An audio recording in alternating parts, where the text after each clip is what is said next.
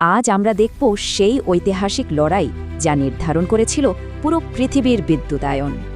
প্রায় ১৫০ বছর আগে শুরু হওয়া এই অদৃশ্য যুদ্ধ আমেরিকার সীমানা ছাড়িয়ে গোটা বিশ্বকেই বদলে দিয়েছিল। একদিকে প্রভাবশালী ব্যবসায়ী টমাস এডিসন, অন্যদিকে তারই কোম্পানির সাবেক অথচ অসম্ভব প্রতিভাবান বিজ্ঞানী নিকোলা টেসলা। ১৮৭৯ সালে এডিসনের উদ্ভাবিত ডিরেক্ট কারেন্ট বা ডিসি দিয়ে বাতি জ্বলেছিল। এখানে বিদ্যুৎ শুধু একদিকেই প্রবাহিত হয়। এর বড় সমস্যা হলো দূরত্ব। অনেক দূর পর্যন্ত ডিসি বিদ্যুৎ পাঠানো সে সময় একেবারেই অবাস্তব একটা ব্যাপার ছিল। টেসলা আনলেন অল্টারনেটিং কারেন্ট বা এসি। ট্রান্সফর্মার ব্যবহার করে এই বিদ্যুৎ খুব সহজেই বিশাল দূরত্ব পাড়ি দিতে পারত। এডিসন এই আইডিয়া বাতিল করলে টেসলা কোম্পানি ছেড়ে প্রভাবশালী শিল্পপতি জর্জ ওয়েস্টিংহাউসের সাথে হাত মেলান। শুরু হলো বিজ্ঞান বনাম বাণিজ্যের যুদ্ধ।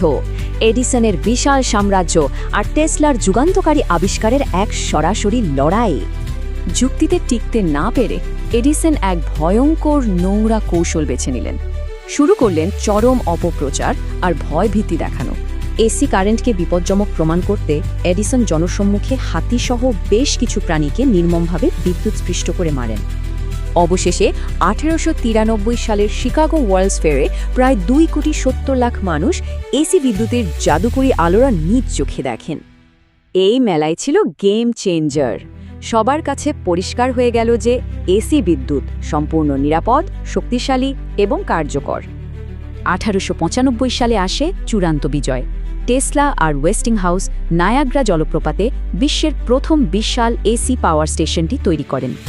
সেখান থেকে ৩৫ কিলোমিটার দূরের বাফেলো শহরে বিদ্যুৎ পাঠানো হয় এডিসনের ডিসি সিস্টেমে, যা এক কথায় অসম্ভব ছিল। কারণটা খুব সহজ, এসি বিদ্যুৎ সহজে বিশাল এলাকায় পাঠানো যায়। এই প্রযুক্তিগত সুবিধাই কারেন্টের যুদ্ধের চূড়ান্ত সমাপ্তি টানে।